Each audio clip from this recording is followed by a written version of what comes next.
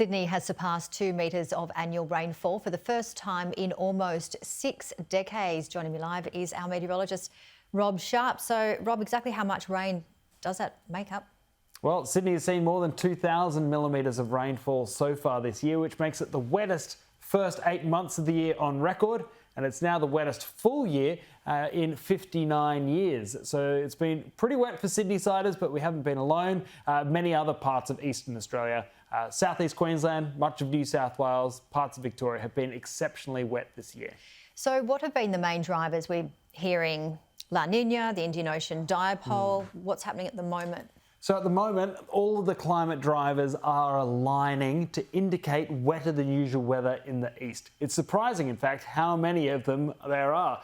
So the Indian Ocean, the Pacific Ocean, the seas to the north of Australia, even the Southern Ocean are all enhancing wet weather for eastern parts of Australia through the springtime. So it's very likely that much of eastern Australia will have a wetter than normal spring. That is not good news for a lot of people, obviously. We've had the devastating floods and so forth. What other elements remind us of what we see in spring? Southerly busters, east coast lows. What are the main weather features? Well, we don't actually see that many east coast lows. We do see plenty of southerly busters though. But for many areas in the country, spring is actually a drier time of year. So yes, it's going to be wetter than usual, but it doesn't mean that the floods are going to be really bad in springtime.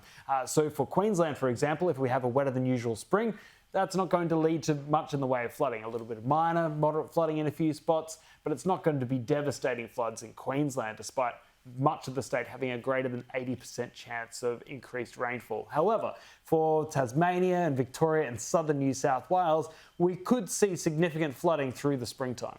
All right, and then looking ahead to the potential bushfire season, if we do have a lot of rain, how is that going to impact potential bushfires? Well, the good news is it's been exceptionally wet, and so especially in the forested areas in New South Wales, southern Queensland into Victoria, there's not that much of a threat. The fire risk isn't too bad. The blue shading there on the screen indicating a lower than usual fire risk for springtime. Meanwhile, in central and northwestern Australia and maybe for parts of western Queensland, yes, it's been wetter than usual, but the grass areas, they could dry out pretty quickly. And so if we have a dry run, it becomes hotter than usual, we could end up with some bad fires in those areas. Because that's what you don't want, isn't it? Just that little bit of fuel, a little bit of rain coming through, and then, as you said, the fuel. Yeah, well, we've had the increased rain, so there's a lot of fuel around. It's just the case that in the forested regions, it's just sopping wet and there's barely anything's going to burn. But in many other parts of the country where the fuel could dry out quicker than in the forests, that's where we could have problems. We started off with an exceptional start to the ski season. As we near its end, how's it looking for the next couple of weeks? Yeah, so for the skiing, it's going to be typical spring skiing, I'd suspect. So right up on the top of the mountains, it's looking really great right now.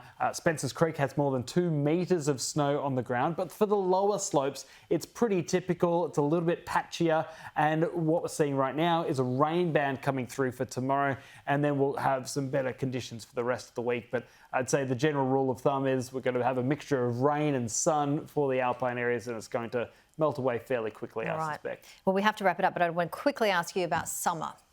Yes. Spring, then summer.